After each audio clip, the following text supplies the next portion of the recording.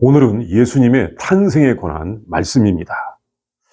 약 10개월 전에 가브리엘 천사가 마리아를 방문해서 아들을 낳을 것이니 그 이름을 예수라고 하라고 하자 마리아가 이에 순종을 하자 성령으로 잉태하였던 예수님을 낳는 그 말씀입니다. 보통 성탄절에 이 말씀을 나눕니다. 우리 교회에서는 차례차례 복음서의 말씀을 보기 때문에 그런 절기와 관계없이 오늘 이 말씀을 봅니다. 지금 10월 첫 주일인데 우리는 성탄절의 말씀을 보는 것입니다. 사실 예수님께서 탄생하신 날짜는 정확히 모릅니다.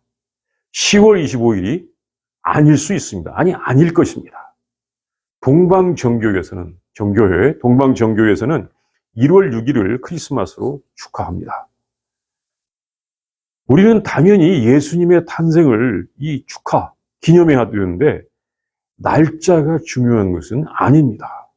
그 뜻과 사실이 중요한 것입니다. 그 말씀을 보겠습니다. 첫째, 예수님은 로마 제국의 인구 조사가 시행되는 기간에 태어나셨습니다.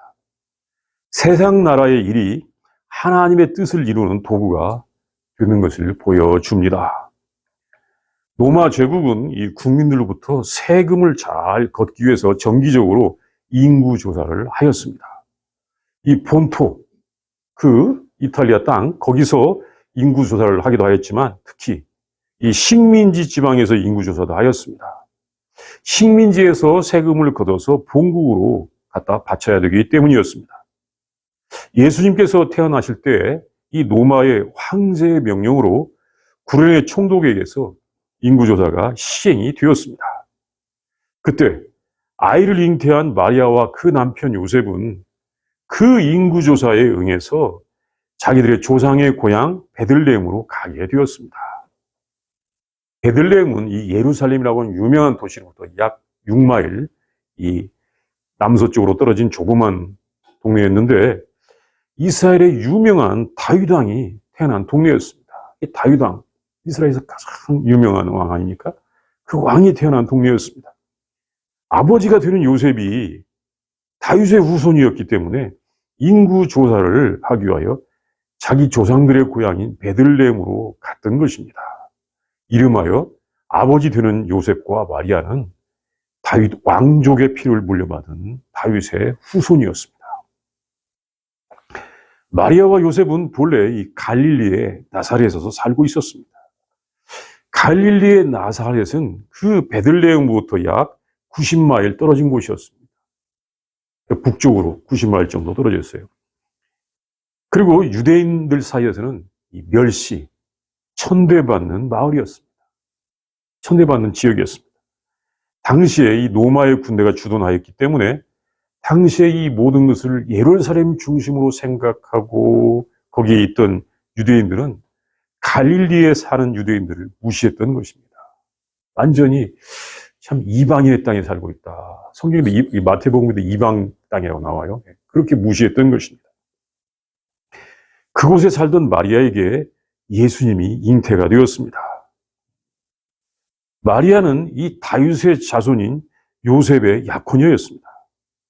요셉이 자기의 조상의 고향인 이 베들레헴을 떠나서 갈릴리에 살고 있었던 것입니다. 무슨 일인지 살고 있었던 것입니다. 마리아는 유대인이면서 자기의 동족에게서 이 무시받는 곳에 살고 있었던 것입니다. 이 성경에 일찍부터 구세주는 베들레헴에서 태어나기로 예언이 되어 있었습니다. 우리가 이것을 미가 선지자의 그 글 미가서에서 볼 수가 있는데 미가 선지자는 적어도 700년 전에 구세주는 베들레헴에서 오실 것을 예언했던 것입니다. 우리가 이것을 미가서 5장 2절 말씀에서 볼 수가 있습니다. 베들레헴 에브라다야 너는 유다 족속 중에 작을지라도 이스라엘을 다스릴 자가 내게로 나올 것이라. 그의 근본은 상고의 영혼에 있느니라. 이게 오래전부터 베들레헴에서 이스라엘 다스릴 사람이 나오고 또 세상의 구세주가 나온다고 미가 선지자가 이렇게 700여 년 전에 적어도 예언했던 것입니다. 그리스도께서는 베들레헴에서 태어나신다. 이스라엘의 유대한 왕 이 다윗의 고향인 베들레헴에는 많은 다윗의 후손들이 살고 있었을 것입니다. 그렇지 않겠습니까? 자기의 이 본가가 있는 그곳에 많은 다윗의 후손들이 살고 있었을 것입니다. 그들은 자기들이 혹시 이 다윗의 후손으로 오시는 그리스도를 낳을 꿈을 꾸었을 수도 있습니다.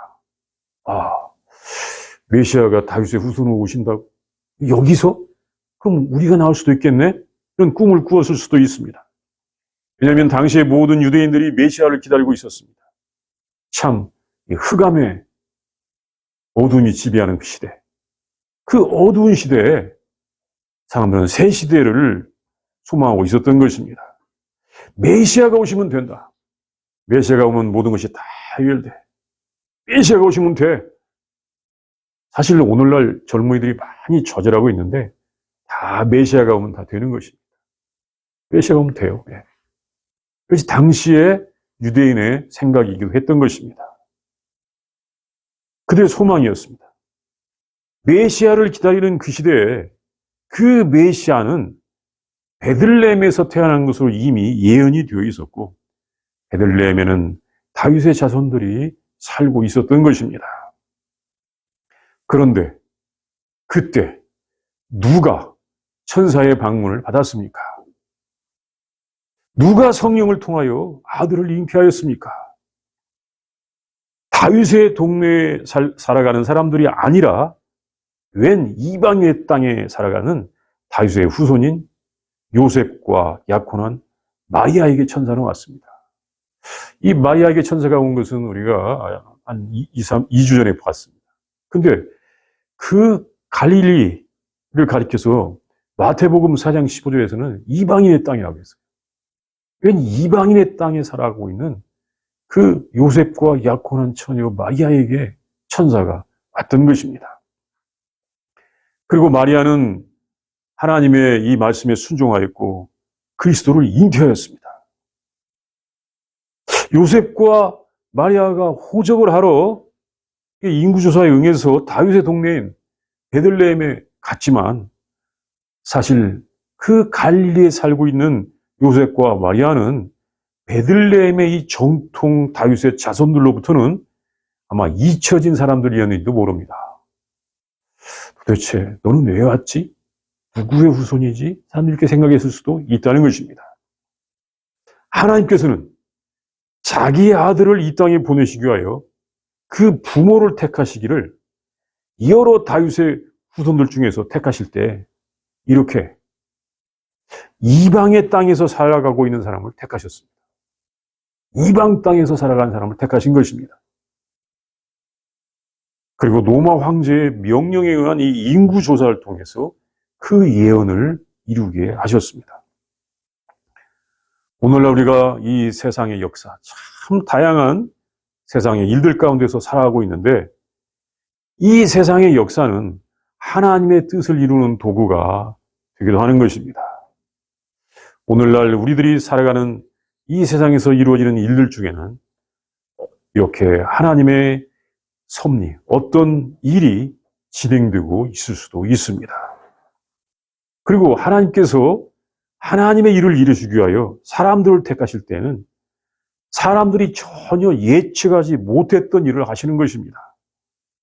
아니, 예정된 하나님의 아들 그리스도를 보내시기 위하여 정통 베들레헴에 살고 있던 총각과 처녀들을 택하신 것이 아니라, 그 중에서 택하신 것이 아니라 정통 유대인들로부터는 이 배척, 무시받고 있는 갈릴리 나사렛에 살고 있는 요셉과 마리아를 택해서 보내셨습니다. 정말 나사렛이라고 하는 동네는 아주 조그만 동네였다고 하지 않습니까? 근데 거기에 살고 있는 그 마리아를 택해서 천사를 보내셨던 것입니다.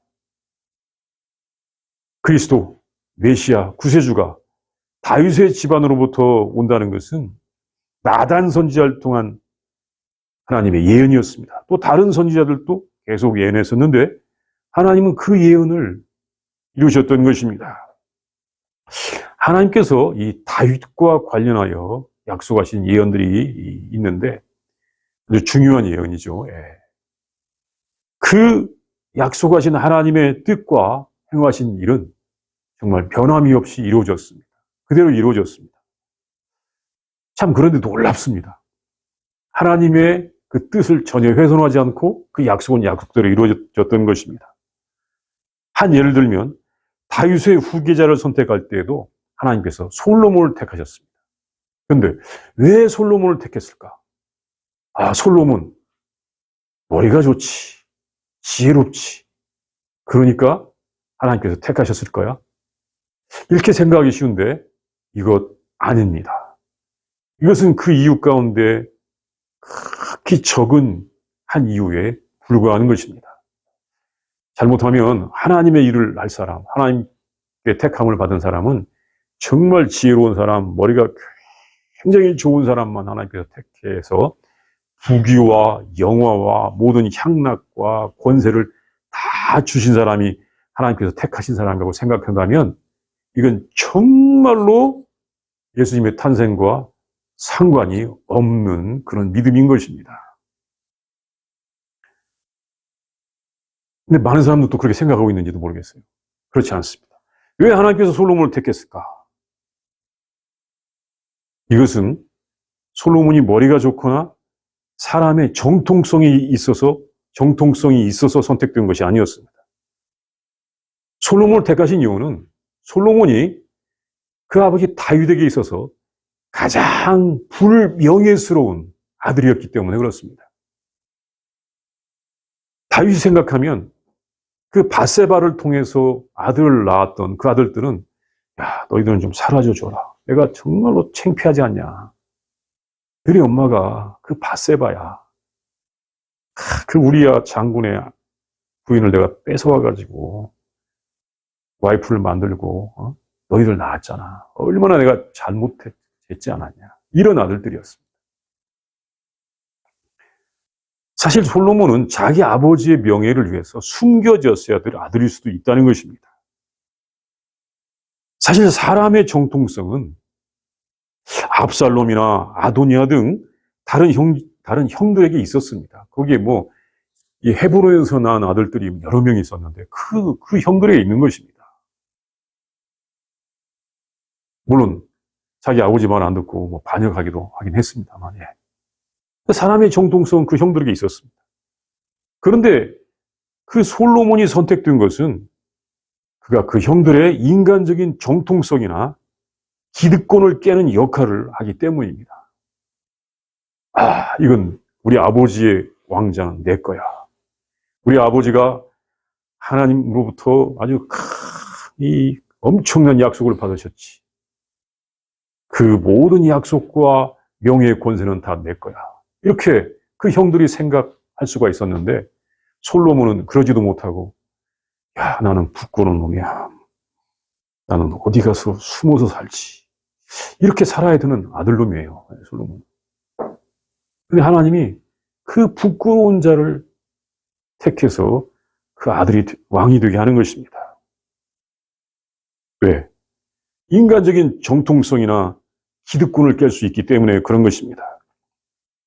하나님의 뜻은 이렇게 인간적인 정통성을 깨고 하나님께서 해오시던 대로 약자 또는 적은 자를 선택하는 일을 하시는 것이었던 것입니다. 이게 참 이 하나님의 뜻을 제대로 알면 이 세상의 질서에 대하여 그대로 순종하고 따라갈 수가 없습니다. 세상의 질서를 항상 바꿔보고 싶고 하나님 뜻은 무엇인가를 항상 생각하지 않을 수가 없는 것입니다. 하나님께서는 명문가 베들레헴의 다윗의 후손이 아니라 이방 땅 갈릴리에 사는 사람이 메시아의 부모가 되도록 하시고 예수님도 갈릴리 사람, 또 나사렛 사람이 되게 하셨습니다. 나사렛 예수요. 굉장히 명예스러운 일이 아니었습니다. 그게 아주 쬐끄만 동네 사람이라는 것입니다. 하나님께서 하시는 일은 우리가 상식적으로 예측하기 어렵습니다. 우리의 지식을 뛰어넘습니다.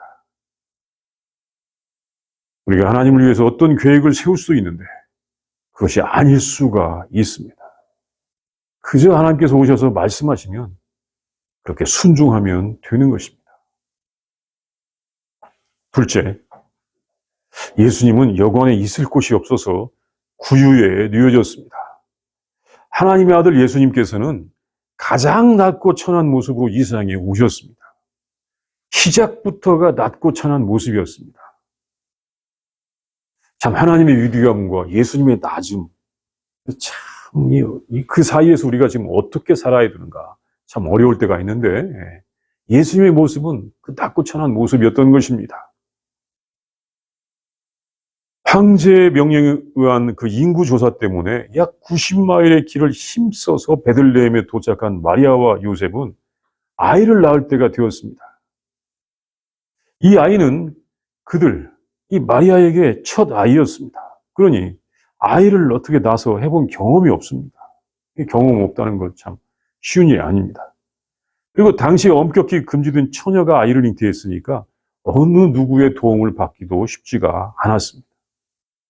처녀가 아이를 잉태했으면 그 처녀는 잘못하면 돌에 맞아서 죽기도 했습니다. 따라서 요셉의 극진한 보살핌이 필요했던 것입니다.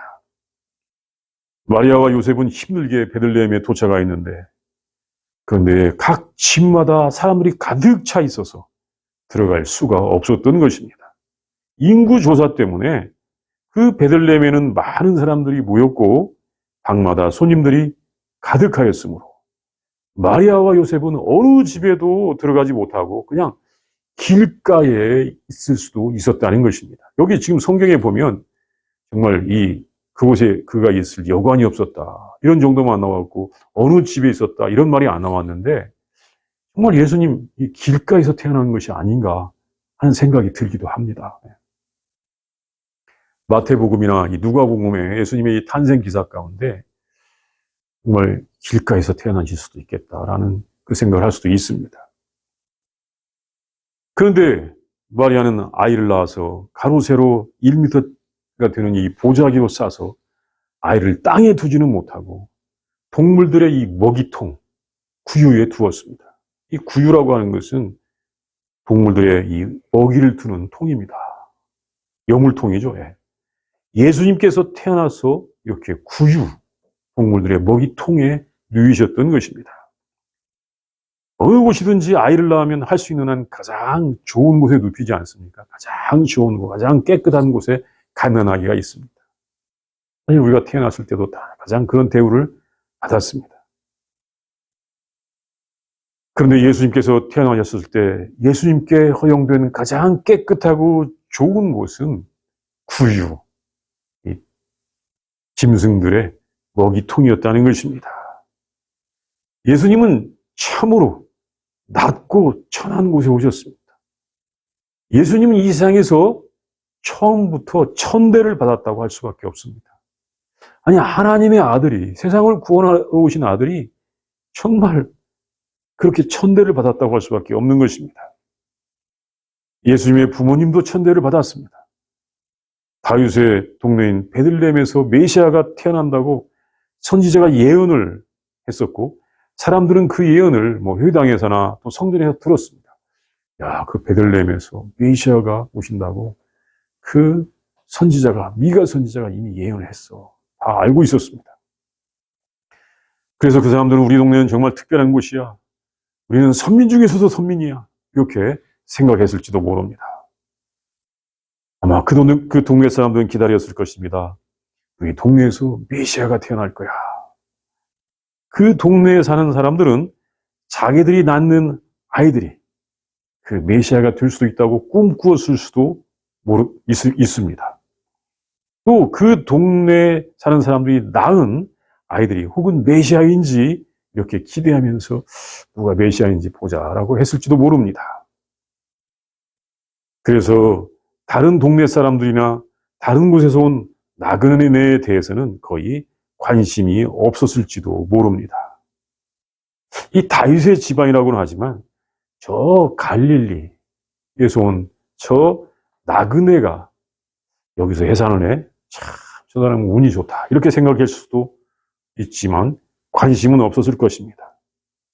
왜냐하면 그 아이가 이 다윗 왕의 고향 베들레헴에서 와서 태어났기 때문에 운이 좋을 것이다라고, 참 운 좋은 아이라고 생각했을 수도 있습니다. 그러면서 그 아이와 그 엄마가 어느 마국간의 구유에라도 있는 것을 감사하게라도 생각하라고 했을지도 모릅니다. 사실 마리아가 낳는 그 아이가 메시아인 줄 알았더라면 베들레헴 사람들이 아무리 바쁘고 사람들이 많이 모였어도 어느 집이든 가장 좋은 공간을 빌려주지 않았겠습니까? 여기 지금 메시아가 오십니다. 그러면 가장 좋은 공간을 어떻게든 빌려주지 않았겠습니까? 우리 예수님은 이렇게 사람들이 기다린다고 하면서도 사실은 뭔가를 모르는 곳에서 태어나신 것입니다. 참, 메시아가 오신다. 그런데 모르는 곳에 태어나셨어요. 사실 메시아가 다시 오시기로 분명히 성경에 말씀이 되어 있는데, 예언이 되어 있고 예수님께서 직접 말씀하셨는데, 그 오시는 모습을 우리가 또 잘 모르는 상태에서 예수님이 오실 수도 있는 것입니다. 사람들은 성경 말씀을 보고 이렇게 오시는구나 하고 다 그렇게 생각을 하고 나름대로 해석을 하지만 사람들의 해석이 다를 수도 있죠. 네. 네. 우리 인간들의 생각을 항상 뛰어넘는 하나님이기 때문에 그렇습니다. 셋째, 예수님의 탄생은 목자들에 의해서 축하가 되었습니다. 예수님의 탄생을 처음에 축하한 사람들은 천한 대접을 받는 목자들이었습니다. 예수님께서 이 베들레헴 사람들의 이 천대 속에서 태어나셔서 구유에 누워졌을 때 베들레헴 근처에서 밤에 잠을 자지 못하고 양을 치던 목자들이 있었는데 그들에게 깜짝 놀랄 일이 벌어졌습니다. 갑자기 천사들이 그 목자들 옆에 나타났다는 것입니다. 목자들은 당시의 유대 사회에서 천대받는 직업이었다고 합니다. 이 목자, 어떻게 보면 상당히 존중받아야 될 것 같은데 천대받았다고 합니다. 그 목자들 옆에 천사가 나타난 것입니다. 그리고 하나님의 영광이 그들을 둘러 비추었습니다. 하늘의 놀라운 빛이 그들을 비추었던 것입니다. 그들이 하나님의 영광을 보는 택함을 받은 것입니다. 그때 그들은 무서웠습니다. 왜냐하면 땅에 사는 사람들은 천사를 보거나 하늘에서 특별한 빛이 비칠 때 다 두려워하는 것입니다. 그게 성경에 계속 일괄적으로 나오는 내용입니다. 그 천사가 그들에게 말을 하였습니다. 무서워하지 말라. 보라, 내가 온 백성에게 미칠 큰 기쁨의 좋은 소식을 너희에게 전하노라. 오늘 다윗의 동네에 너희를 위하여 구주가 나셨으니 곧 그리스도 주시니라. 너희가 가서 강보에 쌓여 구유에 놓여있는 아기를 보리니 이것이 너희에게 표적이니라. 그리고 더 놀라운 일이 벌어졌습니다. 갑자기 하늘에서 수많은 천군, 하늘 군대가 나타나서 그 천사들과 함께 하나님을 찬송하였습니다. 지극히 높은 곳에서는 하나님께 영광이요, 땅에서는 기뻐하심을 입은 사람들 중에 평화로다. 지극히 높은 곳에서는 하나님께 영광이요, 땅에서는 하나님이 기뻐하신 사람들 중에 평화로다. 이것은 이 세상 최대의 공연이었습니다. 하늘에서 천군, 하늘 군대가 하나님을 찬양한 것입니다. 아니, 하늘 군대가 하나님을 찬양하는 모습을 지금까지 누가 보았겠습니까? 그때 딱 한 번 있는 그 일이었던 것입니다. 그 대단한 모습을 천한 목자들이 보았던 것입니다. 예수님께서 베들레헴에서 나그네로서 환영받지 못하고 태어나서 구유에 누워져 있는데 가장 낮고 천한 모습으로 그 동네에서 사람들에게 어떻게 보면 대우를 받지 못할 때 하나님께 영광이 되었습니다. 그리고 하나님이 기뻐하신 사람들 중에 평화가 되었던 것입니다. 참, 이것은 놀라운 역설입니다.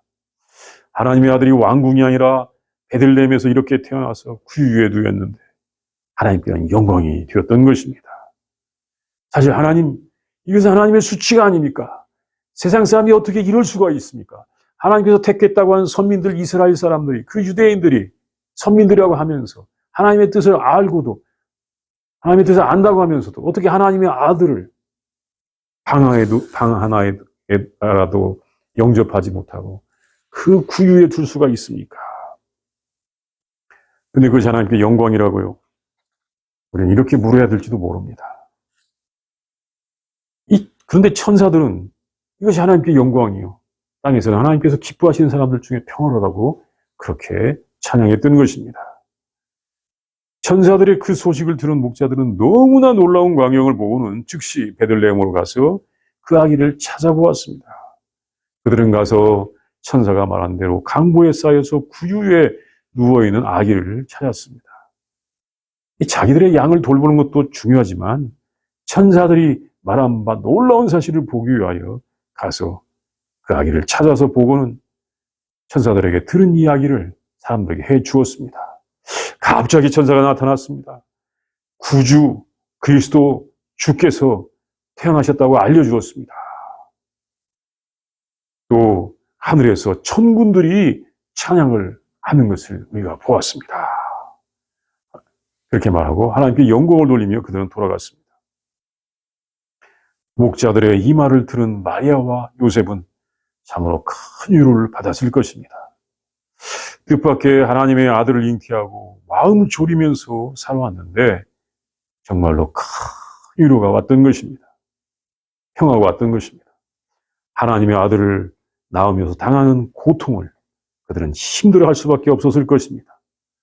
또 첫 아이를 낳는데 꼭 인구조사 기간과 겹쳐서 그렇게 길가 비슷한 곳에서 아이를 낳을 수밖에 없었던 당황스러움과 안타까움, 거기에 위로가 되었을 것입니다. 우리가 하나님께서 맡기신 어떤 사명을 가지고 가는 길에 하나님께서 주시는 위로가 없다면 그 일이 힘들어 포기하고 싶고 또 그 사명을 잘못 사용하는 경우도 있습니다.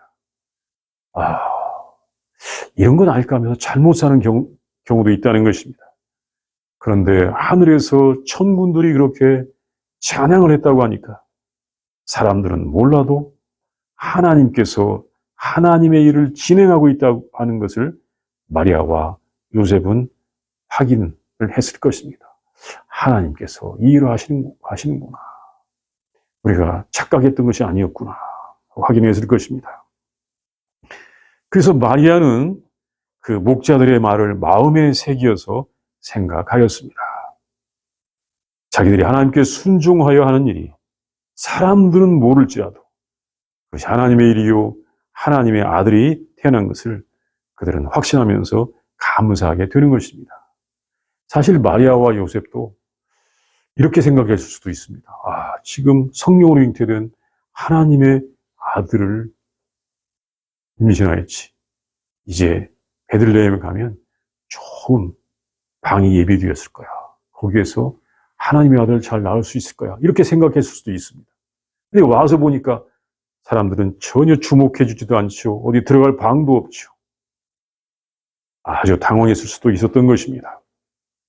그런데 목자들이 와서 그 천군들이 불렀던 찬양, 천사들이 왔던 이야기를 전해줄 때 하나님께서 하나님의 일을 하시는구나.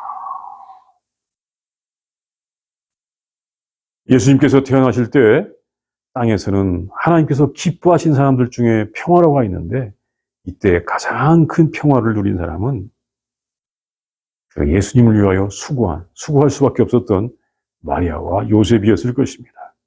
그리고 오늘날에도 자기들의 영광을 취하는 사람들에게는 인정을 받지 못하지만 하나님께서 맡겨주신 사명을 묵묵히 행하는 사람들에게 그 평화가 있을 것입니다. 예수님께서는 이 선지자들의 예언대로 베들레헴에서 태어나셨습니다. 그러나 베들레헴의 메시아 탄생을 기다리는 사람들은 예수님을 영접하지 않았습니다. 그래서 하나님의 아들은 방이 없어서 구주에 누워있었습니다. 가장 낮고 천한 모습으로 태어나셨는데 그것이 하나님께 영광이 되었던 것입니다. 놀랍게도 하나님의 영광은 낮고 천한 곳을 향하고 있습니다. 낮고 천한 곳에 있습니다. 우리는 영광을 추구하며 살아옵니다. 살아갑니다. 그 영광이 하나님의 영광일 때 그 영광은 영원한 것입니다. 반대로 이 땅, 세상의 영광은 영원하지 않습니다. 요즘 사람들은 이 땅의 영광이 오래 가도록 세상을 만들어 가려고 하지만 잘 되지를 않습니다. 하나님은 그 아들이 사람들의 무관심 속에서 선지자들의 예언한 대로 베들레헴에서 태어나시고 또 구유에 누운 것을 보고도 찬양을 받으셨습니다. 우리도 하나님을 찬양하는 일을 잘 선택해야 할 것입니다. 선택해서 해야 할 것입니다. 사람의 영광이 아니라 하나님의 영광을 선택하는 우리들이 다 되기를 바랍니다. 이 시간 우리와 함께 기도합니다. 먼저 본문의 이 말씀을 상상해 봅니다. 마리아가 베들레헴에 와서 예수님을 낳습니다. 그런데 방이 없습니다. 방이 없어서 그 예수님을 낳아서 구유에 누입니다. 그 모습을 상상을 해봅니다. 그때 이 양을 치고 있던 베들레헴 근처에 이 목자들에게 천사들이 나타나고 하늘에서 천군들이 나타나서 하나님을 찬양합니다. 또 천사들은 그 태어나신 분이 구세주 그리스도 주라고 말씀하여 주십니다. 우리가 이 모습을 상상하면서 이 말씀을 묵상하겠습니다.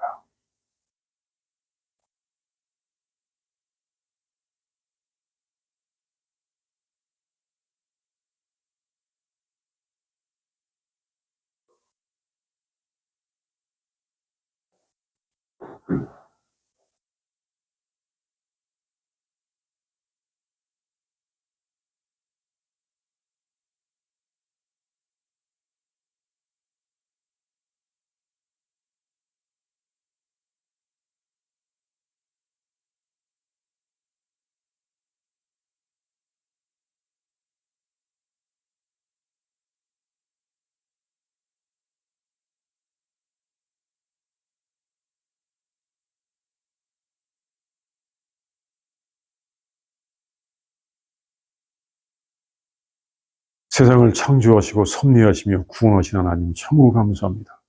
예수님을 보내주심을 감사합니다. 예수님께서 낮고 천한 곳에 오신 것을 알게 해주시니 감사합니다. 하나님의 뜻이 우리들의 생각과 다른 것을 알려주셨습니다. 하나님 감사를 드립니다. 우리를 불쌍히 여기시고 긍휼을 베풀어 주시옵소서. 우리들이 교만한 것 또는 화려한 것, 하나님 또한 높은 것을 추구할 때가 많이 있습니다. 그러나 그것이 하나님의 뜻이 아닌 것을 우리가 알게 하여 주시옵시고, 주님, 하나님의 뜻은 예수님의 낮고 천한 곳에 오신 것처럼 우리의 생각과 많이 다를 수 있다는 것을 우리가 잘 알게 하여 주시옵소서. 하나님, 우리를 불쌍히 여기시고 긍휼을 베풀어 주시옵소서. 낮고 천한 곳에 살고 있는 모든 사람들에게 하나님의 은혜와 위로와 사랑이 가득하게 하여 주시옵소서. 예수님을 통하여 하나님의 구원의 역사가 잘 증거되도록 인도하여 주시옵소서. 예수님의 이름으로 기도합니다. 아멘.